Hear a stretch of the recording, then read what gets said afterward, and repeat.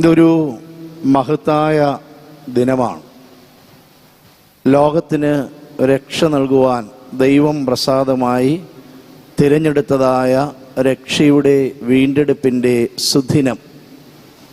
അതിനാൽ ഇതിനെ വലിയ വെള്ളിയാഴ്ച എന്ന് പ്രത്യേകമായി വിശേഷിപ്പിക്കുന്നു. യേശുവിൻ്റെ പങ്കപ്പാടുകൾ ഓർത്ത് ദുഃഖ വെള്ളിയാഴ്ച എന്ന മലയാളത്തിൽ നമ്മൾ പ്രത്യേകം വിളിക്കുന്നു. യേശുവിൻ്റെ മരണത്തിന് ഉത്തരവാദികൾ ആരാണ്? ഈ ചോദ്യം ചരിത്രത്തിൽ ഉന്നയിക്കപ്പെട്ടിട്ടുണ്ട്. ചരിത്ര പഠിതാക്കൾക്കും ന്യായവിധിയും കുറ്റാന്വേഷണ വിദഗ്ധരുമൊക്കെ ചരിത്രത്തിൽ ഈ ചോദ്യം ഉന്നയിച്ച് അതിനുത്തരം കണ്ടെത്താൻ ശ്രമിച്ചിട്ടുണ്ട്. എന്നാൽ വ്യക്തമായ ഒരു ഉത്തരം കണ്ടെത്തുവാൻ തക്കവണ്ണം സാധിക്കാത്ത വിധം ഇതിന് ഭൗമികമായ ചരിത്രപരമായ ഒരു തലം മാത്രമല്ല എന്നതുകൊണ്ട് രക്ഷാചരിതത്തിലൂടെയാണ് യേശുവിൻ്റെ രക്ഷാദായകമായ മരണത്തെ ക്രിസ്തീയ സഭ വീക്ഷിക്കുന്നത്. വളരെ സംഭവ ബഹുലമായ കർത്താവിൻ്റെ ജീവിതത്തിൻ്റെ അന്ത്യ ആഴ്ച. അനേക സ്ഥലങ്ങളിൽ അനേക വ്യക്തികളോട് ചേർന്ന് ആ ജീവിതം അങ്ങനെ രൂപപ്പെട്ട് വരികയാണ്.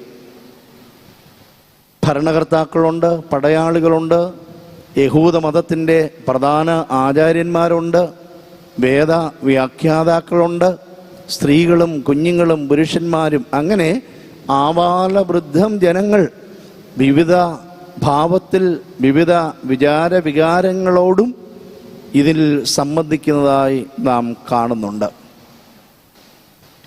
യേശുവിനെ കുറിച്ച് വിവിധമായ ചിന്തകൾ കടന്നു വന്നിട്ട് വലിയ ജനക്കൂട്ടം പീലാത്തോസിൻ്റെ അരമനയിൽ നിന്ന് യേശുവിനെ ക്രൂശിക്കുവാൻ കൊണ്ടുപോകുന്ന ആ തലയോടിടം എന്നർത്ഥമുള്ള ഗോൽഗുഥ എന്ന യെരുശലേമിൻ്റെ പട്ടണത്തിന് പുറത്ത് ആ സ്ഥലത്തേക്ക് നീങ്ങുന്ന യേശുവിനോടുകൂടെ ചേരുന്നുണ്ട്.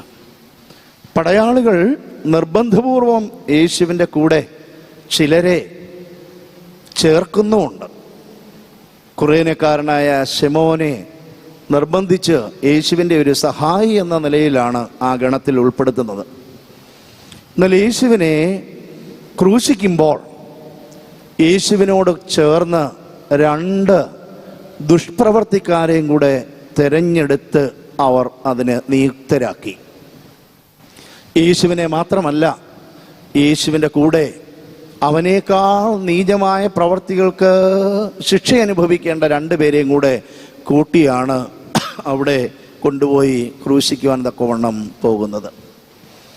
വിവിധ തരത്തിലുള്ള ധ്യാന ചിന്തകൾ, വിവിധ തരത്തിലുള്ള ജീവിതാനുഭവങ്ങൾ ഇന്നേ ദിവസം നമ്മുടെ മനസ്സിൽ കല്ലോലമാലകൾ പോലെ കടന്നു വരികയാണ്.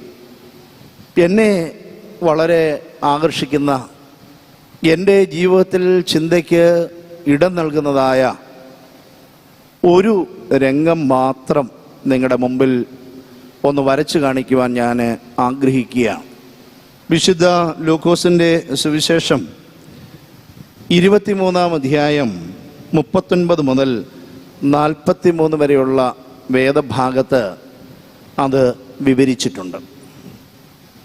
യേശുവിനോടൊപ്പം കുരിശിൽ തൂക്കിയ ദുഷ്പ്രവർത്തിക്കാരിൽ ഒരുവൻ ഇപ്രകാരം പറഞ്ഞു: നീ ക്രിസ്തു അല്ലയോ? നിന്നെ തന്നെയും ഞങ്ങളെയും രക്ഷിക്കുക.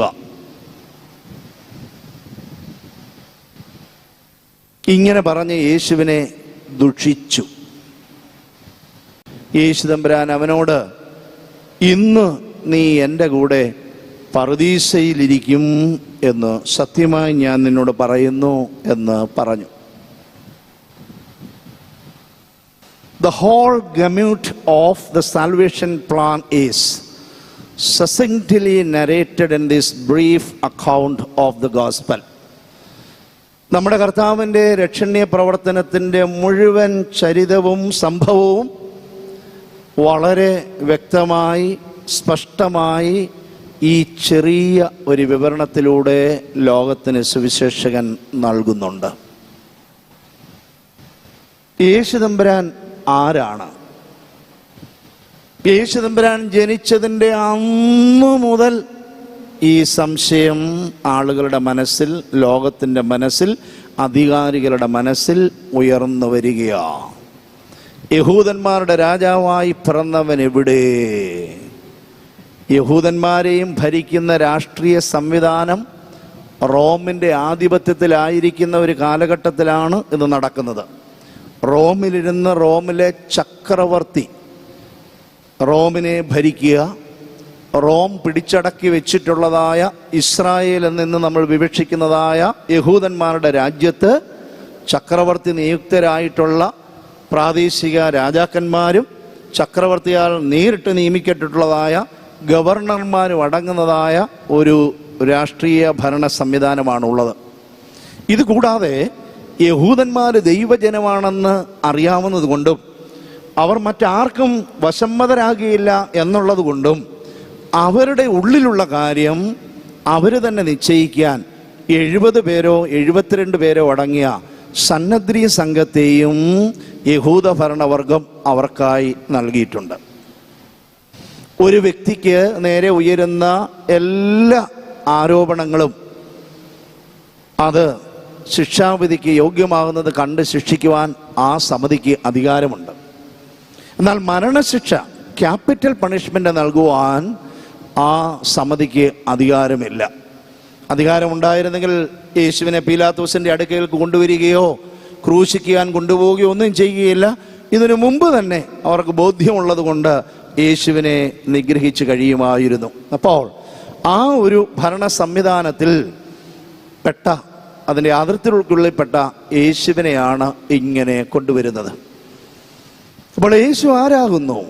ഓരോ ഉപദേശങ്ങൾ കേട്ടപ്പോഴും ആളുകളിൽ പലരും ഇവൻ ആരാകുന്നു എന്ന് ചോദിക്കാൻ തുടങ്ങി. യേശുവിൻ്റെ അത്ഭുതങ്ങൾ കണ്ടപ്പോൾ ആളുകൾ സംശയരൂപേണയും അവനെ പ്രകീർത്തിച്ചും ഇവൻ ആരാകുന്നുവെന്ന ചോദ്യം ചരിത്രത്തിൽ ഉന്നയിച്ചു.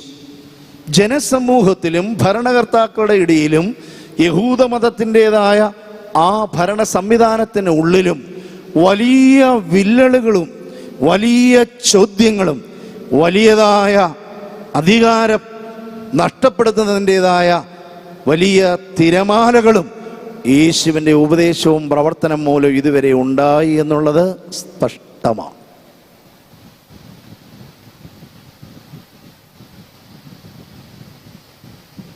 യേശു തമ്പുരാൻ പാപികളായ നമ്മളോട് അനുരൂപപ്പെട്ടു, സദൃശ്യപ്പെട്ടു, താതാത്മ്യം പ്രാപിച്ചു എന്ന് പറഞ്ഞാൽ എന്താ? ഇത് ദൈവികമായ ചിന്തയാണ്, ചരിത്രത്തിലേതല്ല. പാപപങ്കുലമായ മനുഷ്യവർഗത്തോട് ദൈവപുത്രൻ ഏകീഭവിച്ചു. God identified himself with the suffering and the sinful humanity in history. ഗണിക്കപ്പെടുക, പരിഗണിക്കപ്പെടുക, കൗണ്ട് ചെയ്യുക. നമ്മൾ കുറച്ച് പഴവർഗ്ഗങ്ങൾ മുമ്പിൽ വെച്ചിട്ട് നല്ല മധുരമുള്ളത്, മധുരമില്ലാത്തത്, നല്ല നിറമുള്ളത്, നിറമില്ലാത്തത്, കേടുപാട് പറ്റിയത്, കേടുപാട് പറ്റാത്തത്, ഇങ്ങനെ തരംതിരിക്കുന്നത് പോലെ യേശു തമ്പുരാൻ മനുഷ്യവർഗത്തോട്, യേശു തമ്പുരാന്റെ ജീവിത ഭൂമിയിൽ വരുന്നതിന് മുമ്പുണ്ടായിരുന്നവരോട് പോലും, അക്കാലത്തിലുള്ളവരോടും ഈ കാലത്തിലുള്ളവരും വരുവാനിരിക്കുന്ന സർവ ജനതയോടും യേശു തമ്പുരാൻ ഗണിക്കപ്പെട്ടു എന്ന് പറയുന്നതിൻ്റെ അർത്ഥമാണ് അവൻ ദുഷ്കർമ്മികളോടൊപ്പം ക്രൂശിക്കപ്പെട്ടു. കുരിശ് വഹിക്കാൻ സഹായിക്കാൻ ശമോനെ കൊണ്ടുപോയെങ്കിലും ഇവിടെ യേശുവിനെ കൊല്ലുന്നതിന് രണ്ടുപേരെയും കൂടെ കൊണ്ടുപോയി കൊല്ലേണ്ട ആവശ്യമില്ല. ദുഷ്കർമ്മികളുടെ ഇടയിൽ അവൻ ഗണിക്കപ്പെട്ടു. He was counted among the criminals. നമ്മൾ ഇവരെ കള്ളന്മാരെന്ന് വിളിക്കുന്നത് നമ്മുടെ ഒരു സംസ്കാരത്തിൻ്റെ ഒരു ഉന്നതി കൊണ്ടാകാനാണ് സാധ്യത. മൂലഭാഷയിലുള്ള വാക്കിനെ ട്രാൻസ്ലേറ്റ് ചെയ്യുമ്പോൾ വേദപുസ്തകത്തിൽ ഈ ട്രാൻസ്ലേഷനിൽ നല്ലൊരു ട്രാൻസ്ലേഷനാണ് കൊടുത്തിരിക്കുന്നത്. ദുഷ്പ്രവർത്തിക്കാർ, ദ ക്രിമിനൽസ്. കള്ളൻ എന്നതുകൊണ്ട് മലയാള ഭാഷയിൽ നമ്മൾ പെട്ടെന്ന് എന്താ മനസ്സിലാക്കുന്നത്? മോഷ്ടിക്കുന്ന സ്വഭാവം, മോഷ്ടിച്ച ആളാണ് കള്ളൻ.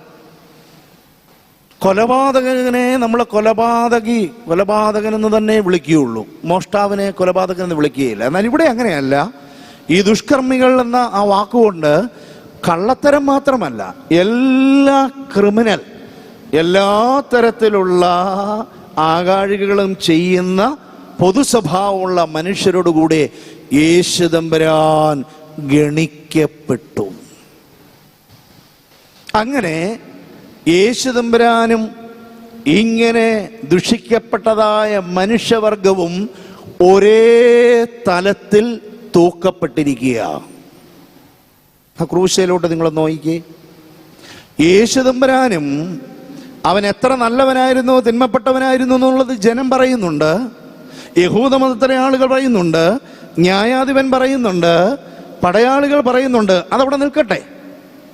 ആ വലിയ പ്രത്യാരോപണങ്ങൾ നടക്കുന്നതിൻ്റെ ക്ലൈമാക്സിൽ യേശുവിൻ്റെ കുരിശിന് ഇപ്പുറവും അപ്പുറവും രണ്ട് ദുഷ്കർമ്മികളോട് ചേർന്ന് യേശുവിനെ ക്രൂശിക്കുവാൻ ഇടയായി. പ്രിയമുള്ളവരെ, മനുഷ്യവർഗത്തിൽ യേശു വന്നനുഭവിച്ച ഈ മരണത്തിൻ്റെ പ്രസക്തി എന്താകുന്നു, അവൻ ആരാകുന്നുവെന്ന് സുവിശേഷപരമായി ലോകത്തിന് വെളിവാകുന്ന അതുല്യമായ ഒരു തലമാണ് ഈ ക്രൂശിക്കപ്പെട്ട ഈ രംഗം.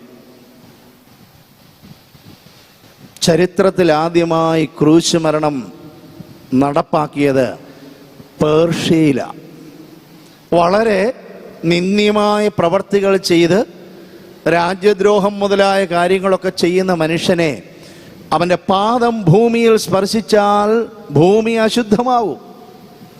അവനെ അന്തരീക്ഷത്തിലേക്ക് ഉയർത്തിക്കൊണ്ടുപോയാൽ അന്തരീക്ഷവും ആകാശവും അശുദ്ധമാവും. അതുകൊണ്ട് ഭൂമിക്കും ആകാശത്തിനും മധ്യത്തിൽ മരത്തിൽ അവനെ ക്രൂശിക്കുക എന്നുള്ള ഇത്തരത്തിലുള്ള ശിക്ഷാവിധി ചരിത്രത്തിൽ ആദ്യമായി ആവിഷ്കരിച്ചത് പേർഷ്യയിലാണ്.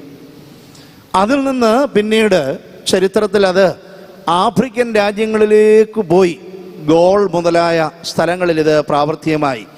അങ്ങനെ ആഫ്രിക്കൻ രാജ്യവും ഈ റോമാക്കാരുടെ ആധിപത്യത്തോട് ചേർന്നിട്ടുള്ള സ്ഥലമാകിയാൽ ഇത്രയും നീചമായ പ്രവർത്തികൾ ചെയ്ത് ആളുകളെ കൊല്ലുന്ന ഈ സംവിധാനം, ഈ ശിക്ഷാവിധി റോമാക്കാരും അഡോപ്റ്റ് ചെയ്ത് നടപ്പാക്കാൻ തുടങ്ങുന്ന കാലഘട്ടത്തിലാണ് യേശുവും ശിക്ഷാവിധിയാക്കാനിടയായത്. അതുകൊണ്ട് ഭൂമിക്കും ആകാശത്തിനും പവിത്രതയുണ്ടാകുവാൻ ഈ പാപമംഗലമായ മനുഷ്യനെ മരത്തിൽ തൂക്കിക്കൊല്ലണമെന്ന് അവർ നിശ്ചയിച്ചു.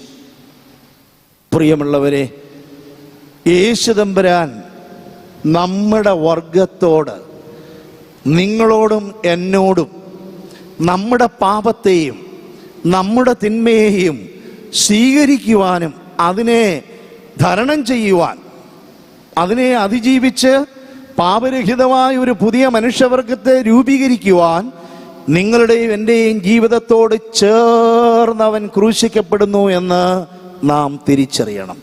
അല്ലാതെ അന്ന് രണ്ടുപേരോട് ചേർന്നതല്ല. അതുകൊണ്ടാണ് പരിശുദ്ധനായ പൗലോസ്ലീഹ ആത്മനിറവിൽ ഈ രക്ഷാദായകമായ പ്രവർത്തനത്തെ നമ്മുടെ വിശ്വാസിയുടെ ജീവിതമായി ബന്ധിപ്പിക്കുമ്പോൾ വലിയ കൂദാശയായ പരിശുദ്ധ മാമോദീസായിൽ നാം അവരുടെ മരണത്തോടും അവൻ്റെ പുനരുദ്ധാനത്തോടും ഏകീഭവിക്കുന്നു. അല്ല, 2000 വർഷത്തിനപ്പുറത്ത് നടന്ന സംഭവത്തെ ആളുകൾ ഇന്നിവിടെ കൂടി അനുസ്മരിക്കുക മാത്രമല്ല, കൗദാശികമായ participation, the fellowship, the communion in the salvific death and resurrection of Jesus. പൗലോസ്ലീഹ ഇത് പറഞ്ഞില്ലായിരുന്നെങ്കിൽ ഇത്രയും ആഴമേറിയ ഒരു തലം കൗദാശികമായി തന്നെ യേശുവിൻ്റെ മരണത്തിനും പുനരുദ്ധാനത്തിനും നമ്മുടെ ജീവിതത്തിൽ ഉണ്ടാവുമെന്ന് നാം അറിയില്ല. ദൈവത്തെ മഹത്വപ്പെടുത്താം. ആത്മനിറവിൽ ആ പൗലോസ്ലീഹ തൻ്റെ ലേഖനത്തിലൂടെ, റോമാലേഖനത്തിലൂടെ ലോകത്തിന് നൽകിയിരിക്കുന്നതിൻ്റെ വെളിച്ചത്തിൽ നമ്മുടെ സഭ, പ്രത്യേകിച്ച് പൗരസ്ത്യമായ ഓർത്തഡോക്സ് സഭകളൊക്കെ ആ മാമോദീസ കൂദാശ, കർത്താവിൻ്റെ മരണത്തിനും പുനരുദ്ധാനത്തിനും പങ്കാളിത്തം വഹിക്കുന്ന ഓരോ വ്യക്തിയും പങ്കാളികളാകുന്ന ആ ജീവിതത്തിൻ്റെ ആ അനുഭവമായ യാഥാർത്ഥ്യത്തെ ലോകത്തിന് വെളിവാക്കി കാണിച്ചു. പ്രിയമുള്ളവരെ, അങ്ങനെ ദുഷ്പ്രവൃത്തിക്കാരുടെ ഗണത്തിൽ അവൻ ഗണിക്കപ്പെട്ടു, അവൻ എണ്ണപ്പെട്ടു. നിങ്ങൾക്കും എനിക്കും വേണ്ടി യേശു മിശിഹാ തമ്പുരാൻ അങ്ങനെ പാപികളുടെ, ദുഷ്പ്രവർത്തിക്കാരുടെ, ക്രിമിനൽസിൻ്റെ കൂട്ടത്തിൽ എണ്ണപ്പെട്ടു. അത് നിങ്ങൾക്കും എനിക്കും എല്ലാ മനുഷ്യവർഗത്തിനും വേണ്ടിയാവുന്ന ഒന്നൊരു തിരിച്ചറിവ് നമുക്കുണ്ടാകേണ്ടത് ആവശ്യമാണ്. കർത്താവിനോടുകൂടി ക്രൂശിച്ച ഒരു വശത്തുള്ള മനുഷ്യനും മറുവശത്തുള്ള ആ മനുഷ്യനും വേദപുസ്തകത്തിലെ ഈ വിവരണം കണ്ട് ആളുകൾ പലതരത്തിൽ ഇതിനെ വ്യാഖ്യാനിക്കുന്നുണ്ട്. അതിനുള്ള ഒത്തിരി ഉത്ബോധനം നൽകേണ്ട ഒരു സന്ദർഭമല്ല ഇത്. എങ്കിലും നമ്മുടെ സഭ നൂറ്റാണ്ടുകളായി വിശ്വസിക്കുന്ന, മറ്റനേക സഭകൾ വിശ്വസിക്കുന്ന യേശുവിൻ്റെ ക്രൂശിൻ്റെ വലതുഭാഗത്ത് ക്രൂശിച്ച കള്ളൻ യേശുവിനോട് അഭ്യർത്ഥിക്കുകയും ഇടതുഭാഗത്തുള്ളവൻ യേശുവിനെ ദുഷിക്കുകയും ചെയ്തു എന്ന് വേദപുസ്തകപരമായും വേദശാസ്ത്രപരമായും നാം മനസ്സിലാക്കുക. യാതൊരു അപാകതയും അതിനില്ല. റൈറ്റ് എന്ന ഇംഗ്ലീഷ് വാക്കിന് ശരി എന്നും അതൊരു ദിശയെ സൂചിപ്പിക്കാനാണെങ്കിൽ വലത് ഭാഗം എന്നും അർത്ഥമുണ്ട്. ഇന്ന് കാണുന്ന ലെഫ്റ്റും റൈറ്റും തമ്മിൽ അതിനെ ബന്ധിപ്പിക്കണമെന്ന് എനിക്ക് നിർബന്ധമില്ല. Right is right. വിധി നിർണായകമായ ആ സന്ദർഭത്തിൽ രാജാവ് വരുന്നു, എല്ലാവരെയും വിളിച്ചു കൂട്ടുന്നു. വലതുഭാഗത്തുള്ളവരോട് അവൻ പറയും അനുഗ്രഹീതമായ സന്ദേശം. സംശയം ചോദിക്കുന്നവരോട് യേശുവിൻ്റെ ഉപമയിൽ, ഈ പ്രഖ്യാപനത്തിൽ വലതിനോട് എന്തിന് ഇങ്ങനെ പറഞ്ഞു എന്ന് ചോദിക്കുക. വലതുഭാഗത്തുള്ളവരോട് എൻ്റെ വാത്സല്യമുള്ളവരെ എന്ന് പറയും. വിശുദ്ധ മത്തായിയുടെ സുവിശേഷത്തിലെ വിവരണമാണ്. യേശു തമ്പുരാൻ ദൈവത്തിൻ്റെ വലതുഭാഗത്തിരിക്കുന്നിടമായ ഉയരത്തിലുള്ളത് അന്വേഷിക്കുക. എന്തുകൊണ്ട് ഇടത് പറഞ്ഞില്ല അറിയില്ല. സ്തെഫാനോസ് ശ്ലീഹ കല്ലേറ് കൊള്ളുമ്പോൾ യേശു തമ്പുരാൻ ദൈവത്തിൻ്റെ വലതുഭാഗത്ത് എഴുന്നേറ്റ് നിന്ന് സ്വീകരിക്കുന്നതാ. എന്തുകൊണ്ട് മറുഭാഗത്തെക്കുറിച്ച് പറഞ്ഞില്ല അറിയില്ല. കൊലോസ്യ ലേഖനത്തിൽ പറയുന്നത്, ക്രിസ്തു, നിങ്ങൾ ക്രിസ്തുവിനോടുകൂടി ഉയർത്തെഴുന്നേറ്റിരിക്കുന്നുവെങ്കിൽ ക്രിസ്തു ദൈവത്തിൻ്റെ വലതുഭാഗത്തിരിക്കുന്നിടമായ ഉയരത്തിലുള്ളത് അന്വേഷിപ്പീൻ. ബാക്കി ക്ലാസ് എടുക്കുന്നത് ഇന്ന് ശരിയല്ലാത്തതുകൊണ്ട് അവരവരുടെ വിശ്വാസത്തെ ഉറപ്പിക്കുക. വലതുഭാഗത്തുള്ള ആൾ തന്നെ, സംശയം വേണ്ട. ഇത്രയും കാര്യങ്ങൾ വേദപുസ്തകത്തിൽ, ഇത് മാത്രമല്ല ധാരാളം ഇത്തരത്തിലുള്ള സൂചനകൾ വലതുഭാഗത്തുള്ളതുകൊണ്ട് പറയുന്നത് കൊണ്ട് ഈ സഭ, ഇതുപോലെയുള്ള പൗരാണിക സഭ, ആ നന്മ സ്വീകരിച്ച, യേശുവിൻ്റെ മഹത്വം തിരിച്ചറിഞ്ഞ, യേശുവിൽ നിന്ന് പരദീസയിലേക്കുള്ള പ്രവേശനം സാധ്യമാക്കിയ ആ വ്യക്തിയെ വലതുഭാഗത്തുള്ളവനെന്ന് വിവക്ഷിക്കുന്നതിൽ ചരിത്രപരമായും വേദശാസ്ത്രപരമായും വേദശാസ്ത്രപരമായും തെറ്റില്ലെന്നും കൂടെ നാം ഇന്ന് തിരിച്ചറിയേണ്ടതാണ്. മറുഭാഗത്ത് കിടന്നയാള് അവനാകാനേ സാധിച്ചുള്ളൂ. ലോകത്തിലെ മനുഷ്യവർഗത്തിൻ്റെ മുഴുവൻ നടുവിൽ യേശു തമ്പുരാൻ സകലർക്കിടെയും ജീവന് വേണ്ടി മരിക്കാൻ തയ്യാറായി ക്രൂശിതനായി കിടക്കുമ്പോൾ മാനവ വർഗത്തെ നാം ഒന്ന് തരംതിരിച്ചാൽ രണ്ട് കാറ്റഗറിയിൽ നിങ്ങളും ഞാനും പെടും.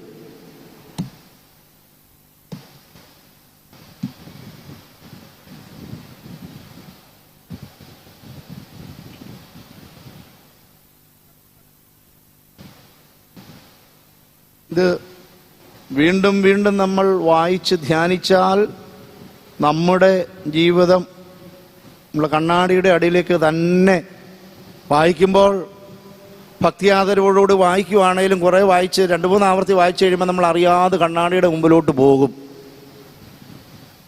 എൻ്റെ കാര്യം പറയുന്നത് കൊണ്ട് നമ്മുടെ ആ ചിത്രം തെളിഞ്ഞു വരും. അവൻ്റെ ന്യായമായ ഒരു സംശയം ഇതാണ്: ക്യാൻ ഗോഡ് ഡൈ? ഇപ്പം നമ്മുടെ ഇവിടുത്തെ ചിന്തിക്കുന്ന ആളുകൾ യേശുവിൻ്റെ മരണത്തെക്കുറിച്ച് സംശയത്തോടെ കാണുന്ന ബുദ്ധിരാക്ഷസന്മാർ അന്നും ഇന്നും, പ്രത്യേകിച്ച് നമ്മുടെ ചെറുപ്പക്കാരെയൊക്കെ ചിന്തിക്കാൻ കഴിവില്ലെങ്കിൽ ഈ ദുഃഖവെള്ളിയാഴ്ചയൊക്കെ പള്ളിയിൽ എന്തിനാ പോന്നെ, ഇങ്ങോട്ട് വന്നേ മോനെ, നീ ഈ ചോദ്യത്തിൻ്റെ ഉത്തരം ഒന്ന് കണ്ടേ, ഞങ്ങൾക്ക് ബുദ്ധിയുള്ളവരാണ്. Can God dye? ദൈവത്തിന് മരിക്കാൻ കഴിയുമോ?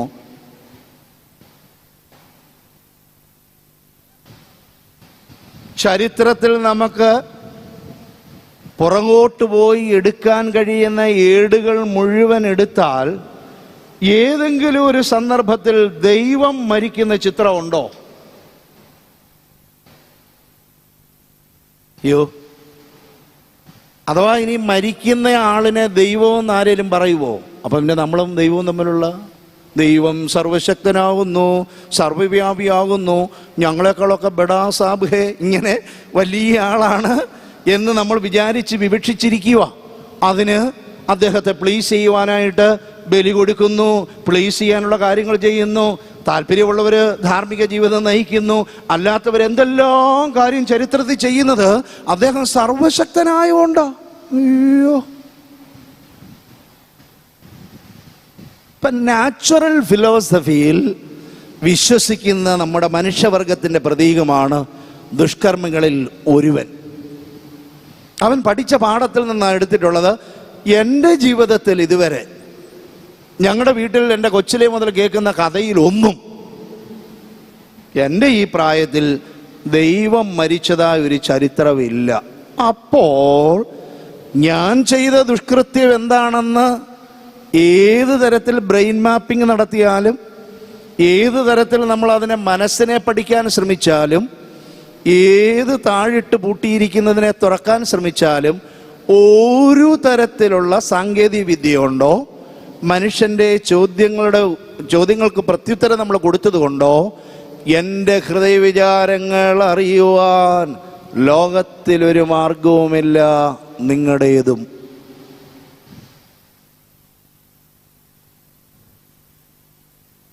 അപ്പോൾ ആ മനുഷ്യനറിയാം, എൻ്റെ കൂടെ ഇവൻ ക്രൂശിക്കപ്പെട്ടെങ്കിൽ എന്നെ പോലെയോ അല്ലെങ്കിൽ ഒരു പടി കൂടുതലോ ദുഷ്കർമ്മിയാണ് ഈ യേശു.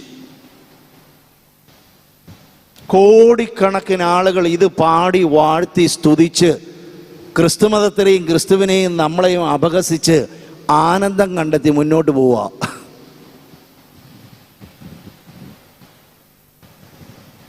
യേശു നീചനായതുകൊണ്ടേ, യേശു നികൃഷ്ടനായതുകൊണ്ട് നമ്മളും അതാണെന്ന് വിചാരിച്ച് ആനന്ദം കണ്ടെന്ന് എത്രയോ കോടിക്കണക്കിന് ആളുകൾ ലോകത്തിലുണ്ട്.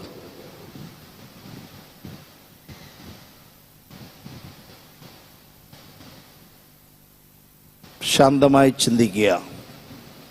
നമ്മുടെ ജീവിതത്തിലെ നിലപാടുകളെ, അറിവുകളെ തിരുത്താൻ ദൈവം നമുക്കൊരവസരം തരും.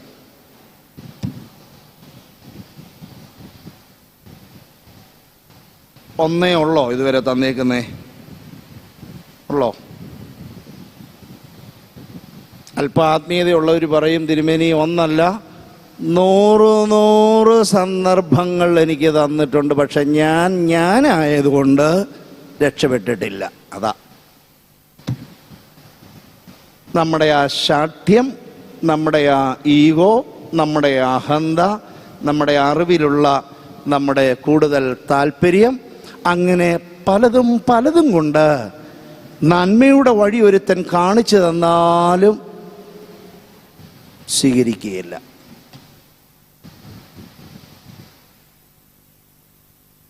അതാണ് മറുഭാഗത്ത് കിടക്കുന്നവൻ. അവര് ഇതുവരെ ഒരേ ജയിലിൽ കിടന്നതുകൊണ്ട് അവർക്കറിയാം അവരുടെ പ്രവർത്തനം എന്താണെന്ന്. They are on par in their life. അവർ തുല്യരാ. അതുകൊണ്ട് വെളിച്ചം ലഭിച്ചവൻ യേശുവിന് അവൻ്റെ ഒരു ഭാഗത്തു നിന്ന് മറുഭാഗത്തോട്ട് പറയുകയാ, അങ്ങനല്ല, നമ്മൾ ചെയ്തതിൻ്റെ ന്യായമായത് നമുക്ക് ലഭിക്കുന്നു, എന്നാൽ ഇവൻ നിഷ്കളങ്കനാകുന്നു.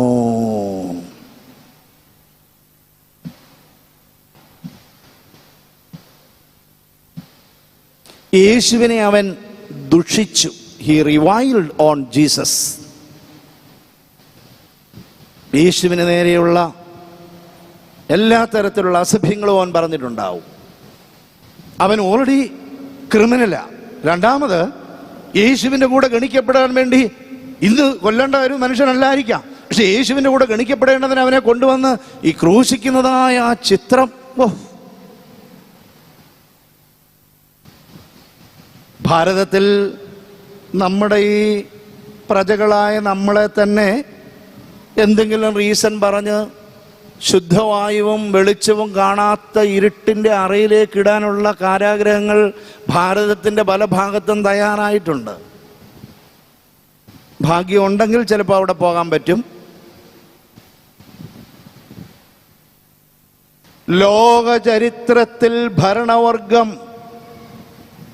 സാധാരണക്കാരനായ മനുഷ്യന് വേണ്ടി മാത്രം ഒരുക്കുന്നതായ ഇതുപോലത്തെ ചതിക്കുഴികൾ നാം ഒന്ന് ആലോചിച്ചാൽ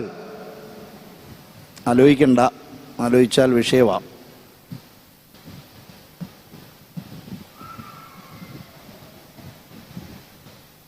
ആ ചാട്ടവാറിന്റെ അടി, ഈ ജനമധ്യത്തിലുള്ള അപഹാസ്യം, വേദന, ശരീരത്തിനും മനസ്സിനും എല്ലാ തരത്തിലും അങ്ങനെ ഏറ്റവും നിന്ദ്യവും നികൃഷ്ടവും നീചവുമായ പ്രവർത്തനത്തിൽ അകപ്പെട്ട് അങ്ങനെ അനുഭവിക്കുമ്പോൾ വാ തുറന്നാൽ അതിൽ നിന്ന് വരുന്നത് നല്ല വാക്കുകളാകുകയില്ല. അങ്ങനെ വാ തുറന്ന് അവനായി തന്നെ അസഭ്യങ്ങളും അങ്ങനെയുള്ള കാര്യങ്ങൾ ദുഷികളും അങ്ങനെ പുലമ്പിക്കൊണ്ടിരിക്കുക. എല്ലാ കാലത്തുമുള്ള ഈ എൻ്റെ സ്വഭാവത്തിൻ്റെ ഒരു 50% ഈ കാണിക്കുന്നത്. നിങ്ങൾക്ക് എത്രയെങ്കിലും ശതമാനം ഉണ്ടോ എന്ന് സമയം കിട്ടുമ്പോൾ ചിന്തിക്കുക. എൻ്റെ 50% ഈ ദുഷിച്ച കള്ളൻ്റെ സ്വഭാവമാണ്, സംശയമില്ല. ഇത് യേശുവിൻ്റെ ജീവിതവും നമ്മുടെ ജീവിതവുമായി ബന്ധിക്കുമ്പോൾ നമുക്ക് ലഭിക്കുന്ന ഒരു ചിത്രവും നമുക്കുള്ള ഒരു സാധ്യതയുമാണ്. എത്രയോ ആളുകൾ നല്ല ഉപദേശങ്ങൾ പറഞ്ഞിട്ട്, മാതാപിതാക്കളുടെ ഉപദേശം പറഞ്ഞിട്ട്, കുഞ്ഞുങ്ങൾ വെളിച്ചമുള്ളവരായി തീർന്ന അവരുടെ ഉപദേശം പറഞ്ഞിട്ട്, കൂട്ടുകാരുടെ ഉപദേശം, അധികമൊന്നും ഉപദേശിക്കുന്നവരില്ല, എങ്കിലും കൂട്ടുകാരുടെ ഉപദേശം കേട്ടിട്ടും അവർ ഇരുന്നിടത്തിരിക്കുവാനല്ലാതെ അല്പം പോലും ഒരു വ്യത്യാസപ്പെടുത്തുവാൻ തയ്യാറാകാത്ത ശഠ്യത്തിൻ്റെ ഒരു പ്രതീകമായി അങ്ങനെ നിലനിൽക്കുന്ന arrogance and the conceit of humanity is represented in the words of this one of the criminals.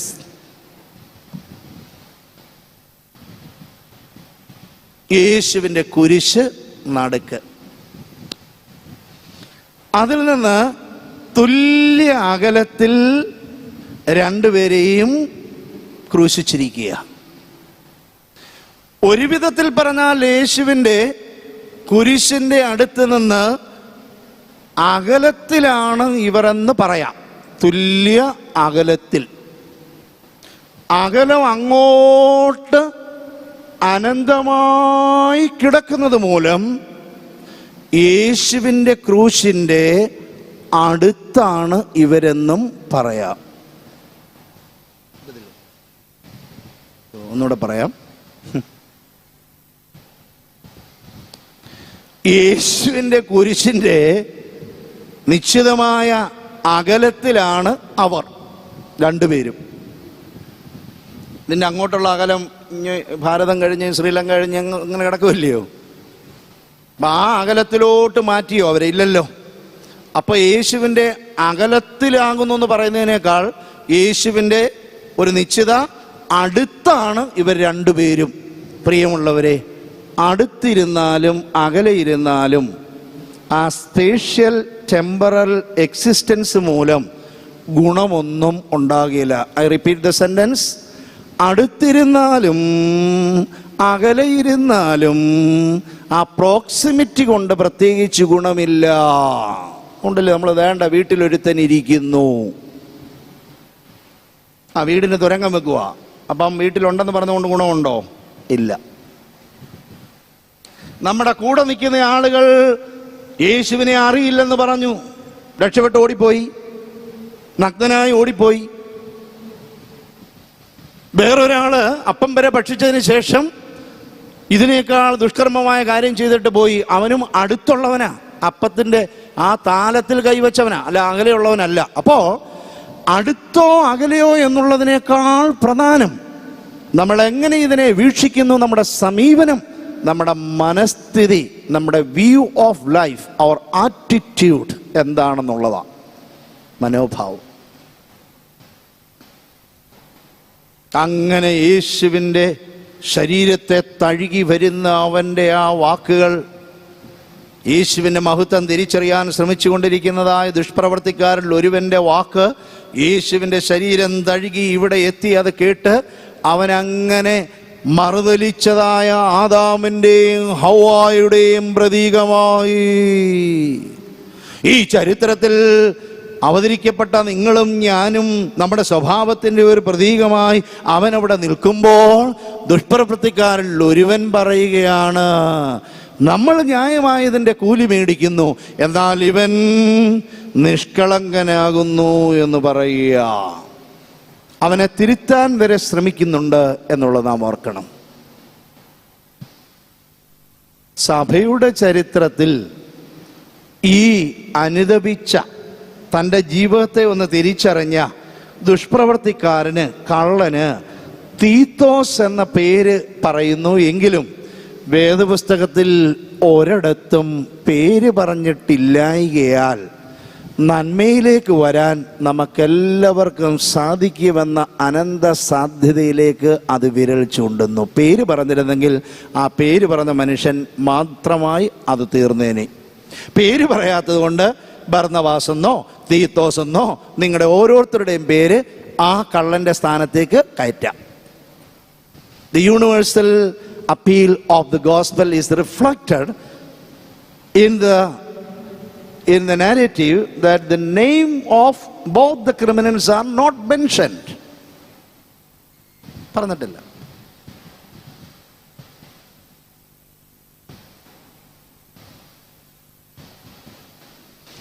ദുഷ്പ്രവർത്തിക്കാരിൽ ഒരുവൻ യേശുവിനോട് അപേക്ഷിക്കുകയാണ്.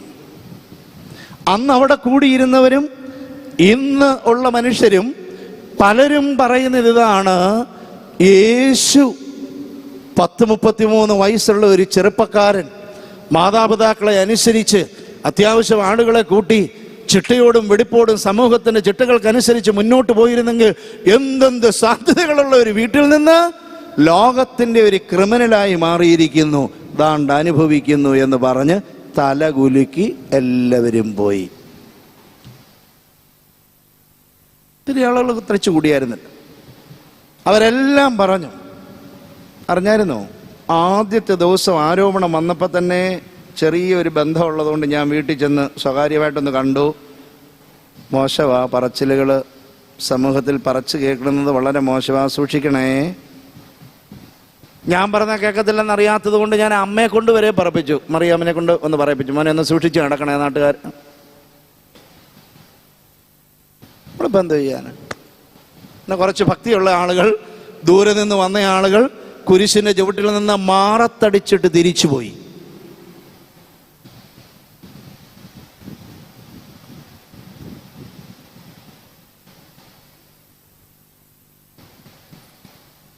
ഈ കള്ളനെ കുറിച്ച് പറഞ്ഞ് ഹൈലൈറ്റ് ചെയ്യാൻ ഞാൻ ഉദ്ദേശിക്കുന്നില്ല. നിങ്ങൾക്കും എനിക്കും ക്രൂശിതനാകുന്ന യേശു തമ്പുരാനിൽ നിന്ന് ലഭിക്കാൻ കഴിയുന്ന അനന്ത സാധ്യതകളെ കുറിച്ച് ചിന്തിക്കുമ്പോൾ നാം തിരിച്ചറിയേണ്ടത്, അനുദപിക്കുവാനുള്ള സന്ദർഭം, ജീവിതത്തെ തിരിച്ചറിയുവാനുള്ള സന്ദർഭം ഒരിക്കലും നഷ്ടപ്പെട്ടിട്ടില്ല. Jesus was the true God who reconciled himself with the criminal at the very moment of his dying. മരിക്കുന്ന ദൈവം ജീവിതത്തിൽ ഒരിക്കലും ഈ വെളിച്ചം ലഭിച്ചിട്ടില്ലാത്ത മനുഷ്യന് അല്പം വെളിച്ചം ലഭിച്ചപ്പോൾ അവൻ്റെ ജീവിതത്തിൻ്റെ അന്ത്യത്തിൽ പ്രാണൻ വിടാൻ തുടങ്ങുമ്പോൾ അവനെ രക്ഷിച്ചു, നിത്യജീവനിലേക്ക് കൊണ്ടുപോയി. ലോക ചരിത്രത്തിൽ ദൈവം അപാത്തയോ ആണ്. പാത്തോസ് എന്ന വാക്കിന് സഫറിങ് എന്നാണ് അർത്ഥം. കഷ്ടപ്പെടുക, ദുഃഖം അനുഭവിക്കുക, മരണവും അതിൽ വിടും. പാസ്കോ എന്ന വാക്കിനും അതിൻ്റെ അർത്ഥമാണ്. ഇൻ ഗ്രീക്കുകാരുടെയും യഹൂദന്മാരുടെയും മറ്റെല്ലാവരുടെയും ചിന്തയിൽ ദൈവം നല്ല സർവശക്തനാകിയാൽ ദുഃഖമോ കണ്ണുനീരോ നെടുവീർപ്പോ ഇതുപോലെയുള്ള ജീവിതത്തിൻ്റെ ദാരുണമായ അനുഭവമോ ഒന്നും ദൈവത്തിന് പറഞ്ഞിട്ടുള്ളതല്ല. അവൻ സർവാധിപതിയായി ആളുകളുടെ മേലിങ്ങനെ രാജാവായി വാഴുന്നവനാണ് ദൈവം. ഇവിടെ ഇതാ ഈ ദുഷ്പ്രവർത്തിക്കാരിൽ ഒരുവൻ മരിക്കുന്ന ദൈവത്തിൽ പ്രത്യാശ വെച്ചിരിക്കുന്നു. സത്യസന്ധമായി ഓരോരുത്തരും നെഞ്ചത്ത് കൈവച്ചിട്ട് പറഞ്ഞേ, നോക്കിക്കേ, മരിക്കുന്ന ദൈവത്തിൽ വിശ്വസിക്കാൻ തയ്യാറുള്ള ആരെങ്കിലും ഉണ്ടോ? ഈ വെള്ളിയാഴ്ച ഇവിടെ എല്ലാവരും കൂടിയിരിക്കുന്നത് യേശുവിൻ്റെ ഉയർപ്പ് പെരുന്നാൾ കഴിഞ്ഞ് യേശുവിനെ ഒന്ന് തൊട്ടും കൂടെ നോക്കിയിട്ട് മാർത്തോമാ ശ്ലീഹ ഇതിനടുത്തുള്ള സ്ഥലത്ത് വന്ന് നമ്മളെയെല്ലാം തിരിച്ച് ഇങ്ങനൊരു കാര്യമുണ്ടെന്ന് ഉയർത്തെഴുന്നേൽപ്പ് പറഞ്ഞ് നമ്മളെ ആക്കിയത് കൊണ്ടാണ്. ചരിത്രത്തിൽ ആദ്യമായി ദൈവം മരിക്കുന്ന സന്ദർഭത്തിൽ ആരും അവനിൽ വിശ്വസിക്കുകയില്ല. കാരണം ദൈവസങ്കല്പം എന്ന് പറഞ്ഞാൽ തന്നെ നമ്മളെക്കാൾ ശക്തിയുള്ളതാണ്. അതുകൊണ്ടാണ് നമുക്കറിയാവുന്ന ഒത്തിരി ദൈവങ്ങളുടെ കയ്യിൽ ആയുധങ്ങളേ ഉള്ളൂ. സാധാരണ ഒരു മനുഷ്യൻ ഒരു തല കൊണ്ട് ചിന്തിക്കുന്നു എന്ന് പറയുമ്പോൾ പല തലയുള്ള ആളുകൾ എന്ന് പറഞ്ഞാൽ അത്രയും ശക്തനാണെന്നുള്ളത് കാണിക്കാനാണ്. നമ്മൾ ഒരു കൈ കൊണ്ട് ചെയ്യുന്നത് ഒത്തിരി കൈകൾ കൊണ്ട് ചെയ്യുന്നത്. അപ്പൊ ശക്തിമാൻ, ഓ പവർഫുൾ, ഓംനീഷ്യന്റ്, ഓംനിപൊട്ടന്റ് ആൻഡ് പാൻഡക്രാറ്റിയോൺ മീൻസ് എല്ലാം സൃഷ്ടിക്കുന്നവൻ എന്നുള്ള വിവക്ഷയിലുള്ള ആ ദൈവത്തെ മരിച്ചുകൊണ്ടിരിക്കുമ്പോൾ, എങ്ങനെ മരിക്കുമ്പോൾ? അവൻ്റെ അനുഭവത്തിലേക്ക് വലിച്ചിഴക്കപ്പെട്ട് ദാരുണമായി മരിച്ചുകൊണ്ടിരിക്കുന്ന അതിൽ നിന്ന് യേശുവിനെ, അവൻ്റെ മുഖത്തേക്ക് നോക്കാനൊന്നും അവന് സാധിക്കത്തില്ലല്ലോ, തുല്യ വിധിയിൽ കിടക്കുക. ആ സാന്നിധ്യത്തിൽ യേശുവിനെ തിരിച്ചറിഞ്ഞിട്ട് അവൻ്റെ ദൈവത്വം തിരിച്ചറിയുവാൻ തക്കവണ്ണം സാധിച്ചു. Nobody in the history of humanity has ever recognized this divinity of Jesus who was dying like a criminal on the cross. ഇതെല്ലാം വാഗ്ദാനം പറഞ്ഞവർ, ഉപദേശം കേട്ടവർ, ചെറിയ ശിക്ഷകളും ശിക്ഷണങ്ങളും ഒക്കെ നേടി മുന്നോട്ട് പോയവർ തലേ ദിവസം തോട്ടത്തിൽ നിന്ന് തന്നെ ഓടിപ്പോയി. ശിഷ്യന്മാരെ ഒരുത്തം പിന്നെ ഈ ട്രയലിന് വേണ്ടി കൊണ്ടുപോകുന്ന സമയത്ത് ഇച്ചിരി അകലത്തിൽ പാലിച്ച് പതുപ്പുമൊക്കെ പുതച്ച് അതാ ഉടുത്തിരുന്ന വസ്ത്രം എടുത്ത് പതപ്പായിട്ട് പിടിച്ചു. അതുകൊണ്ട് അത് ഇട്ടേ ചോടി എന്ന് പറയുമ്പോൾ നഗ്നനായിട്ട് ഓടി പോകേണ്ട വന്നു. തീ കായുന്നിടത്ത് പോയി, തണുപ്പ് കാലമൊക്കെ ആയതുകൊണ്ട് ഒരുത്തരുമില്ല. 1994 കോട്ടയം പഴയ സെമിനാരിയിൽ 1ാം വർഷ വിദ്യാർത്ഥിയായി ഞാൻ പഠിക്കുന്ന സന്ദർഭത്തിൽ ഒരിക്കൽ എൻ്റെ വീട്ടിൽ മുട്ടത്ത് ഞാൻ വന്നിട്ട് ഞായറാഴ്ച ഉച്ച കഴിഞ്ഞ് തിരിച്ച് ഞാൻ കോട്ടയത്തേക്ക് പോവുകയാണ്. KSRTC ഒരു ഫാസ്റ്റ് ബസ്സിൽ. മാവേലിക്കര വന്നപ്പോൾ സ്റ്റേഷനിൽ നിന്ന് ഒരാൾ ബസ്സിൽ കയറി. എൻ്റെ സീറ്റിൻ്റെ പകുതി ഭാഗം, എൻ്റെ സീറ്റല്ല, ബസ്സിൻ്റെ സീറ്റിൻ്റെ പകുതി ഭാഗം ഫ്രീ ആയിട്ട് കിടന്നതുകൊണ്ട് അദ്ദേഹം വന്ന് അവിടെ ഇരുന്നു. എൻ്റെ വസ്ത്രധാരണം 1ാം വർഷമാണേലും കണ്ടാലും കോട്ടയം ഭാഗത്തൊക്കെ ഉള്ളവർക്ക് അറിയുന്നവർക്കറിയാം, ഒരാളിനെ കണ്ടാൽ ഇത് സെമിനാരി വിദ്യാർത്ഥിയാണെന്ന് അറിയാൻ സാധിക്കും. ഇതുകൂടാതെ സുറിയാനി ഭാഷാ പ്രവേശിക എന്ന് പറയുന്ന ആ പുസ്തകം എൻ്റെ കയ്യിലുണ്ട്. വൊക്കാബുലറി ഒക്കെ പഠിക്കാൻ വേണ്ടി യാത്രയാണെങ്കിലും നമുക്ക് നോക്കിയത് പഠിക്കാമല്ലോ. അങ്ങനെ എൻ്റെ കയ്യിലുണ്ട്. എൻ്റെ അടുക്കൽ വന്നിരുന്ന ആൾ ബ്രദർ എന്ന് വിളിച്ച് പരിചയപ്പെട്ടു. അപ്പോൾ ഞാൻ പറയാതെ തന്നെ അദ്ദേഹത്തിന് അറിയാം. കോട്ടയത്തെ നാട്ടകം ഗവൺമെൻറ് കോളേജിൽ പഠിപ്പിക്കുന്ന ഇംഗ്ലീഷിൻ്റെ ഒരു അധ്യാപകനായ ഒരു ഹൈന്ദവ സഹോദരനാണ് വന്നത്. അപ്പോൾ ആദ്യത്തെ കുശല അന്വേഷണങ്ങളൊക്കെ കഴിഞ്ഞ് ഇങ്ങനെ പഠിക്കുന്ന ഒരാളാണെന്നുള്ളതും കൂടെ കൊണ്ട് മറ്റു കാര്യങ്ങളിലേക്ക് സംസാരത്തിൽ പോകാതെ he respected me and gave me my space and time.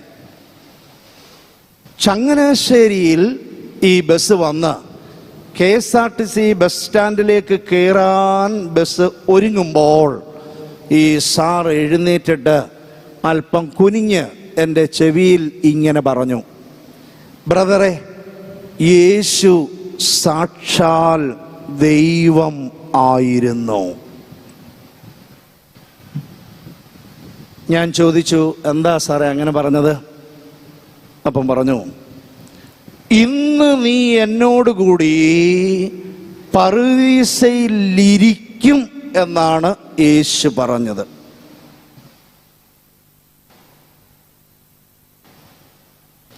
പറുദീസയുടെ ഉടമസ്ഥനല്ലാതെ വേറെ ആർക്കും ഇത് പറയാൻ കഴിയുകയില്ല.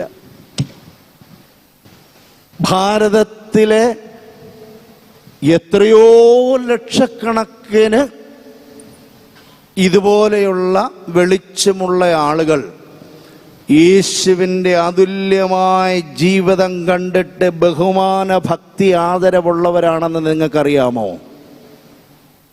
വേറെ ആരുടെ ജീവിതം കണ്ടിട്ട് മനുഷ്യൻ രക്ഷയിലേക്ക് വരാനാ? വെറുതെ സാൻമാർഗിക നിഷ്ഠയില്ലാതെ വെറുതെ മനുഷ്യനെ കൊല്ലുന്ന ഈ പേര് പറഞ്ഞ മനുഷ്യൻ്റെ തലവെട്ടിക്കളയുന്നതായ സംവിധാനത്തിൽ നിന്ന് ദൈവം മരിച്ച് ലോകത്തിന് ജീവനും രക്ഷയും നൽകുന്ന ഒരേ ഒരു ചരിതമേ ചരിത്രത്തിൽ ഉണ്ടായിട്ടുള്ളൂ എന്ന് വിദ്യാഭ്യാസം നേടുന്ന ഏതു മനുഷ്യനും തിരിച്ചറിഞ്ഞാൽ യേശുവിനോടുള്ള ബഹുമാനവും ആദരവും നിലനിർത്തും. പ്രിയമുള്ളവരെ,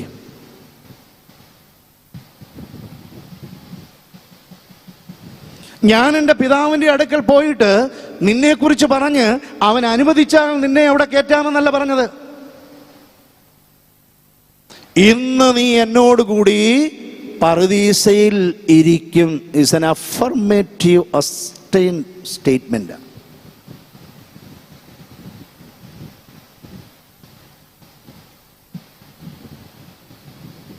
നീ രാജ്യത്വം പ്രാപിച്ചു വരുമ്പോൾ who will put the faith in a dying God and see a good days after the tunnel. ഇത്രയും തിന്മയുടെ ശക്തികൾ, അന്ധകാരത്തിൻ്റെ ശക്തികൾ മരണത്തിൻ്റെ താണ്ഡവമാടുന്നതിനപ്പുറത്ത് ശോഭനമായ ഒരു ദിവസവും ഉയർത്തെഴുന്നേൽപ്പിൻ്റെ ഒരു പ്രത്യാശയും വെളിച്ചവും ഉണ്ടാവുമെന്ന് ചരിത്രത്തിൽ ആദ്യമായി വിശ്വസിക്കാൻ കഴിയണമെങ്കിൽ ഈ എന്തോരം ദൈവകൃപ ലഭിക്കണം. ആ ദൈവകൃപ അവന് ലഭിച്ചത് ഇവിടുന്ന യേശുവിൻ്റെ സാന്നിധ്യം. യേശുവിൻ്റെ അടുക്കൽ വന്നിട്ട് ഒരുത്തനും ആ ജീവിതത്തിൽ നിന്ന് സ്പർശിക്കാതെ, അവനിൽ നിന്നുള്ള ആ നല്ല കിരണങ്ങൾ പ്രാപിക്കാതെ തിരിച്ചു പോകാൻ സാധിക്കുകയില്ല. You cannot be the same person. You will be transformed by the divine life of Jesus. അതാണ് എൻ്റെ വാക്കുകൾ ഉപസംഹരിക്കട്ടെ.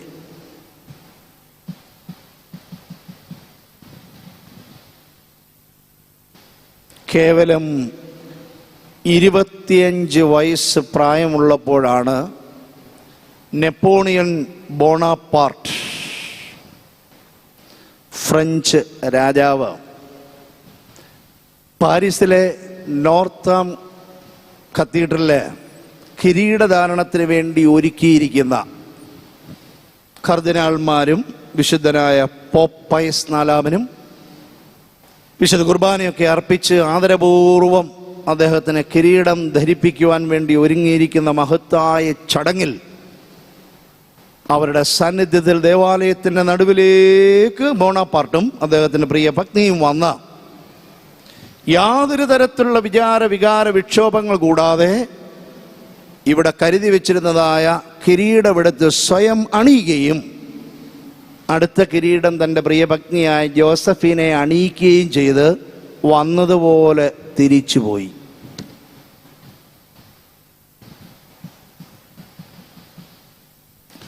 യൂറോപ്പിലെ മിക്കവാറും എല്ലാ രാജ്യങ്ങളും അദ്ദേഹം പിടിച്ചടക്കി. എന്നാൽ വാട്ടർലൂ യുദ്ധത്തിൽ നെപ്പോളിയൻ ബോണപ്പാർട്ട് പിടിക്കപ്പെട്ടു. എതിർകക്ഷിയിൽപ്പെട്ടവർ, പ്രത്യേകിച്ച് ബ്രിട്ടീഷുകാർ അദ്ദേഹത്തെ പിടിച്ചു. സെന്റ് ഹെലേന എന്ന ദ്വീപിലേക്ക് നാടുകടത്തി. പതിറ്റാണ്ടുകൾ അവിടെ അദ്ദേഹം തടവിലാക്കപ്പെട്ട് ജീവിച്ചു. അദ്ദേഹത്തിൻ്റെ ചരിത്രത്തിൽ ഇങ്ങനെ ബോണപ്പാർട്ട്, നെപ്പോളിയൻ ബോണപ്പാർട്ട് പറഞ്ഞതായി രേഖപ്പെടുത്തിയിരിക്കുന്നത് ഞാൻ വായിച്ചു. What can I do at the end of the day sitting on a slippery rock? ഈ അവസാനം വഴുവഴുപ്പുള്ള ഈ പാറയിലിരിക്കുന്ന നിസ്സഹായനായ എനിക്ക് എന്ത് ചെയ്യാൻ സാധിക്കും? ഇതാണ് അപ്പുറത്ത് കിടന്ന ദുഷ്പ്രവർത്തിക്കാരനും ചിന്തിച്ചത്. എനിക്ക് എന്ത് ചെയ്യാൻ സാധിക്കും? എനിക്ക് എന്ത് ചെയ്യാൻ സാധിക്കും? എനിക്ക് ചെയ്യാൻ സാധിച്ചതായ യൗവനത്തിലും എത്രയോ ആളുകളെ എൻ്റെ വാളുകൊണ്ട് ഞാൻ നിഷ്ഠൂരം കൊന്നു. എത്ര ആളുകളെ ഞാൻ തടവിലാക്കി. എത്ര രാജ്യങ്ങൾ മറിച്ചിടുന്നതിന് ഞാൻ തന്ത്രപരമായ നീക്കങ്ങൾ നടത്തി. അങ്ങനെ പേരിനും പ്രസക്തിക്കും രാജ്യത്തിൻ്റെ നിലനിൽപ്പിനും വേണ്ടി അതിൻ്റെ വിശ്രുതി വർദ്ധിപ്പിക്കുവാൻ ന്യായം കണ്ടെത്തി തൻ്റെ ആയുസ് മുഴുവൻ വിനിയോഗിച്ച നെപ്പോളിയൻ ബോണപ്പാർട്ടിൻ്റെ ശവകുടീരത്തിൽ ബ്രിട്ടീഷുകാരനായ ഒരു ഭടൻ ഇങ്ങനെ എഴുതി വെച്ചു: here lies a man who has no name. ഇവിടെ ഒരുവൻ കിടപ്പുണ്ട്, അവന് പേര് ഇല്ല. Here lies a man who has no name. And here hang a man who also has no name. യേശുവിൻ്റെ കൂടെ ക്രൂശിക്കപ്പെട്ടതായ, ഈ യേശുവിനെ മഹത്വം തിരിച്ചറിഞ്ഞതായ ആ മനുഷ്യനും പേരില്ല, പേരും പ്രസക്തിയുമല്ല. നിങ്ങൾ ജീവിതത്തിൻ്റെ ഏത് ദാരുണമായ അന്ത്യത്തിലെത്തി അവസാനിപ്പിക്കുമെന്ന് പറയുന്ന സ്ഥലത്തും യേശു രക്ഷാദായകനാകിയാൽ, യേശു ദൈവമാകിയാൽ, അവൻ നിങ്ങളെ എൻ്റെ ജീവിതത്തെ രക്ഷിക്കാൻ കഴിയുന്നതിനാൽ അവൻ അവിടെ നിന്ന് ഒരു ഉയർത്തെഴുന്നേൽപ്പ്, ഒരു പുതിയ തുടക്കം, ഒരു പുതിയ മനുഷ്യനാക്കി മനുഷ്യവർഗത്തെ മുഴുവൻ മാറ്റാൻ കഴിയുമെന്നുള്ള രക്ഷാദായകമായ അനന്തമായ സാധ്യതയാണ് ആ ക്രൂശിലൂടെ, യേശുവിൻ്റെ വചനങ്ങളിലൂടെ ലോകത്തിന് വിളംബരം ചെയ്തു നൽകുന്നത്. What can I do in these perilous situations? The most reprehensible situation, what most deplorable situations, what can I do? What can I imagine? What can I dream for? എന്ന് നമ്മുടെ ജീവിതത്തിൽ പലപ്പോഴും ചിന്തിച്ചിട്ടുണ്ട്. ക്രൂശിലേക്ക് നിങ്ങൾ നോക്കുക. ക്രൂശിൽ പ്രാണൻ വെടിയുന്ന യേശു, രക്തം വാർന്നൊഴുകുന്നതായ യേശു, മനുഷ്യവർഗത്തിൻ്റെ പാപത്തിന് വേണ്ടി മനുഷ്യവർഗത്തോട് അവൻ്റെ അണിപ്പിടലുകളാൽ നമുക്ക് രോഗസൗഖ്യം വരുവാൻ ലോകത്തോട് അനുരൂപപ്പെട്ടുകൊണ്ടിരിക്കുന്ന അവൻ്റെ രൂപം മാറി നമ്മുടെ ചതഞ്ഞുടഞ്ഞ മുറിവുകളുള്ള ഈ തിന്മപ്പെട്ട, ഈ അന്ധകാരത്തിൻ്റെ ശക്തികളിൽപ്പെട്ട മനുഷ്യവർഗത്തിൻ്റെ ശരീരത്തോട് രൂപാന്തരപ്പെട്ട് താതാത്മ്യം പ്രാപിക്കുന്ന യേശുവിൻ്റെ ജീവിതത്തെ നാം ഒന്ന് ശ്രദ്ധിച്ച്, എൻ്റെ ജീവിതത്തെ ഒന്ന് വിചിന്തനം ചെയ്ത് ക്രിസ്തുവിലേക്ക് നമ്മുടെ ജീവിതത്തെ ഫലമേൽപ്പിച്ചാൽ അവൻ ഇന്ന് തന്നെ നമ്മുടെ ജീവിതത്തെ ഏറ്റവും ഉദാത്തമാക്കി, ഏറ്റവും ഉത്കൃഷ്ടമാക്കി മാറ്റാൻ തക്കവണ്ണം സാധിക്കുമെന്ന ഏറ്റവും വലിയൊരു സാധ്യതയാണ് നമ്മുടെ മുമ്പിൽ ഉയർത്തി കാണിക്കുന്നതെന്ന് നാം തിരിച്ചറിയേണ്ടതാണ്.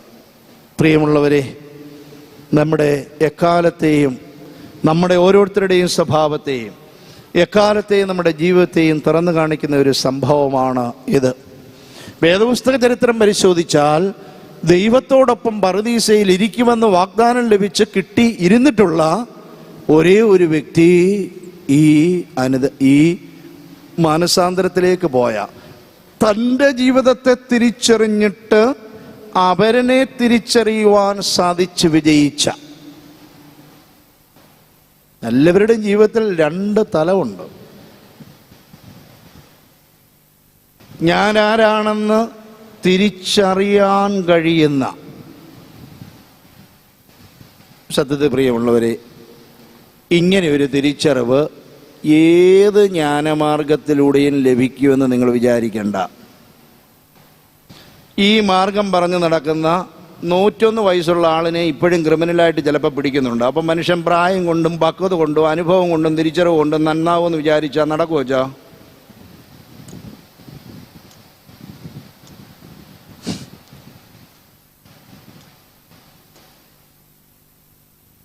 ആ ഫിലോസഫിയിലൊക്കെ വിശ്വസിക്കുന്ന കോടിക്കണക്കിന് ആളുകൾ ലോകത്തിലുണ്ട്.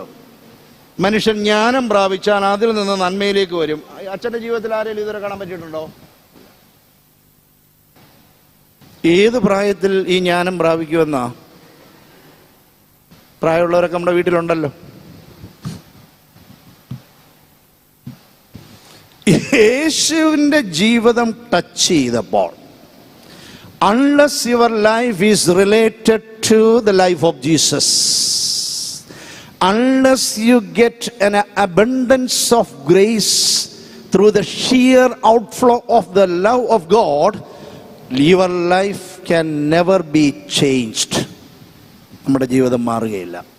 അത് ഈ മനുഷ്യന് മാത്രമല്ല, ലോകത്തിന് മുഴുവൻ യേശുവിനെ തിരിച്ചറിയുന്നവന്, യേശുവിൻ്റെ അടുക്കിലേക്ക് വരുന്നവനുള്ള സാധ്യതയാണ് യേശു വാരി വിതറി എന്ന് നൽകുന്നത്. പ്രിയമുള്ളവരെ, അതുകൊണ്ട് യേശുവിൻ്റെ ഒപ്പം ആയിരുന്നത് കൊണ്ടോ, യേശുവിനോട് കൂടെ ഗണിക്കപ്പെട്ടത് കൊണ്ടോ നാം ആരെന്ന് തിരിച്ചറിയുന്ന ആദ്യത്തെ ഒരു പരിചിന്തനം ഉണ്ടായാൽ, ക്രിമിനലായി എണ്ണപ്പെട്ടയാളാണ് യേശുവെന്ന്, ആ യേശു ദൈവമാണ് എന്ന് അവന് മഹത്വം ഇനി ഉണ്ടാവുമെന്ന് തിരിച്ചറിയാൻ സാധിച്ചു. ഇത് ദൈവകൃപയിലൂടെ നമുക്ക് ലഭിക്കുന്ന പുതിയ വിചിന്തനത്തിൻ്റെ ആദ്യപടിയാണ് നാം ആരാകുന്നു എന്ന് ചിന്തിക്കേണ്ടത്. നാം ആരാകുന്നു എന്നുള്ളതിന് ധാരാളം ഉത്തരങ്ങൾ ഉണ്ട്. ഞാനൊരു പിതാവാകുന്നു, മാതാവാകുന്നു, സ്കൂളിലെ ഹെഡ് മാസ്റ്റർ ആകുന്നു, ഞാൻ ഇവിടുത്തെ ചുമതലക്കാരനാകുന്നു, ഞാനിതിൻ്റെ മാനേജറാകുന്നു, ഞാനിതിൻ്റെ CEO ആകുന്നു, ഞാൻ എൻ്റെ CFO ആകുന്നു. ആ ഡെഫിനിഷൻ അതല്ല. In relation to the life of Jesus, അതാ. മറ്റേത് ഒത്തിരി പേരും പെരുമയൊക്കെ ഉള്ള ആളുകൾ ഇപ്പോൾ ഒക്കെ അറിയാം. In relation to the life of Jesus, when Jesus' life is offered for your betterment, you have to count the life of Jesus relating his life to your life and my life. അങ്ങനെ ചിന്തിക്കുമ്പോൾ നാം ആരാണെന്നുള്ള ഒരു പരിചിന്തനം നമുക്ക് കിട്ടും. ആത്മാവ് നമുക്കുള്ളിൽ പ്രചോദനം നൽകിയിട്ട് നാം തിരിച്ചറിയും ആന്തരിക നേത്രങ്ങളാൽ. അങ്ങനെ തിരിച്ചറിയുമ്പോൾ നാശത്തിലേക്ക് പോകുന്നവനെ നന്നാക്കാൻ കൂടെ നമ്മൾ ശ്രമിക്കും. ആ സാധ്യത അവന് കൊടുത്തിട്ട് അവനത് നഷ്ടപ്പെടുത്തിയെങ്കിലും ആ സാധ്യതയ്ക്ക് അവനെ ഉപയുക്തനാക്കുവാൻ ഈ ഒരു മനുഷ്യന് സാധിച്ചു. വെളിച്ചം നൽകി, ഇരുട്ടെ എനിക്ക് താല്പര്യമുള്ളൂ എന്ന് പറഞ്ഞു. എന്താ ന്യായവിധി? ന്യായവിധി എന്നതോ, വെളിച്ചം ഈ ലോകത്തിലേക്ക് വന്നിട്ട് മനുഷ്യന്റെ പ്രവൃത്തികൾ ദുഷ്കർമ്മമാകിയാൽ അവൻ വെളിച്ചത്തേക്കാൾ കൂടുതൽ ഇരുളിനെ സ്നേഹിക്കുന്നതാണ്. മുഴുവൻ ആളുകളും അങ്ങനെയാണല്ലോ. ആരും പറയാതെ തന്നെ ഓരോ കാര്യങ്ങൾ ചെയ്യുമ്പോൾ അതിൻ്റെ തിന്മയെന്ത് നന്മയെന്ത്, എനിക്ക് പ്രയോജനപ്പെടുന്നതാണോ സമൂഹത്തിന് പ്രയോജനപ്പെടുന്നതാണെന്ന് അറിയാത്ത ആരുമില്ല. വിൽഫുള്ളായി അറിഞ്ഞ് ചോയ്സോടുകൂടി നമ്മൾ ആ നന്മയെ നിഷേധിക്കുകയാണ്. എന്നാൽ ഇവിടെ അങ്ങനെ അവൻ്റെ കൂടെ ഗണിക്കപ്പെട്ട ക്രിമിനലിൽ നിങ്ങൾക്ക് യേശു രാജാവാകാം, പക്ഷേ നിങ്ങളുടെ ആരുടെയും ജീവിതവുമായി അതിനെ ഒട്ടിച്ചേർത്തിട്ടില്ല. ഇന്ന് ആ നിങ്ങൾ രാജാവെന്ന് വിളിച്ച, ആ ഓശാന പാടിയ, അത്ഭുത പ്രവർത്തനങ്ങൾ ചെയ്ത, ദാവീദ് പുത്ര എന്ന് വിളിച്ച ഇവന്റെ തിരുജനനത്തിങ്കിൽ അവന്റെ രാജ്യത്തിന് അവസാനം ഉണ്ടാകിയില്ല എന്നൊക്കെ പെരുമ പറഞ്ഞ ആ ദൈവം എൻ്റെ കൂടെ ഒരു ക്രിമിനലാ. ആ ക്രിമിനലിൽ ദൈവത്വം കണ്ടെത്തുവാൻ ആദ്യപടി കടന്നവന് സാധിച്ചു. എൻ്റെ വാക്കുകൾ ഉപസംഹരിക്കട്ടെ. നമ്മുടെ കർത്താവായ യേശു മിശിഹ ലോകത്തിൻ്റെ പാപത്തിന് വേണ്ടി, മനുഷ്യവർഗത്തിൻ്റെ പാപത്തിന് വേണ്ടി, മനുഷ്യരുടെ മാത്രമല്ല, പാപത്തിൻ്റെ തലങ്ങൾ, the dimension of sin is not only in the life of humans and the other creatures, but it has the ramification of the sin has an unfathomable depth and which cannot be waged in human language. അപ്പോൾ ചൂട് കൂടിയാലും തണുപ്പ് കൂടിയാലും മഞ്ഞുരുകിയാലും കാട്ടുമൃഗങ്ങൾ കാട്ടിൽ നിന്ന് നാട്ടിലെത്തിയാലും എല്ലാം നമ്മൾ ചെയ്ത, ഞാനല്ല എന്ന് പറഞ്ഞാലും എൻ്റെ അപ്പച്ചൻ ചെയ്ത, അതിൻ്റെ അപ്പച്ചൻ ചെയ്ത, അവിടുന്ന് ചെയ്തതിൻ്റെ പരിണത ഫലമാണ്.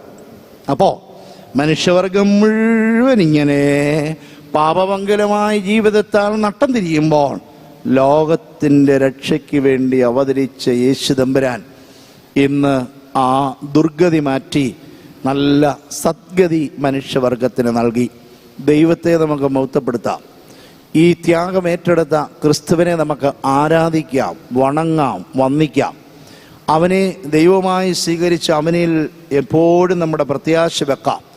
അവൻ നമ്മുടെ ജീവിതത്തിൻ്റെ വേദനകൾക്കും രോഗങ്ങൾക്കും ഒറ്റപ്പെടുത്തലുകൾക്കും അടികൾക്കും ചതവിനും എല്ലാത്തിനും പരിഹാരം വരുത്തുകയും നമ്മെ അനന്ത സാധ്യതയുള്ള ഉത്കൃഷ്ട ജീവികളായി മാറ്റുവാൻ തക്കവണ്ണം നമുക്ക് അവനെ പ്രത്യാശ വെക്കാം. ദൈവത്തിൻ്റെ പരിശുദ്ധാത്മാവ് ഈ അനുഗ്രഹീതമായ രക്ഷാ ദിവസത്തിൽ നമ്മെ എല്ലാവരെയും അനുഗ്രഹിക്കുകയും കർത്താവിനെ ആരാധിപ്പാനുള്ള സൗഭാഗ്യം ലഭിക്കണമേ എന്ന് നാം പ്രാർത്ഥിച്ചുകൊണ്ട് ഈ ദിവസത്തിൻ്റെ ആരാധനയിലേക്ക് പ്രവേശിക്കാം. ദൈവം എല്ലാവരെയും അനുഗ്രഹിക്കുമാറാകട്ടെ.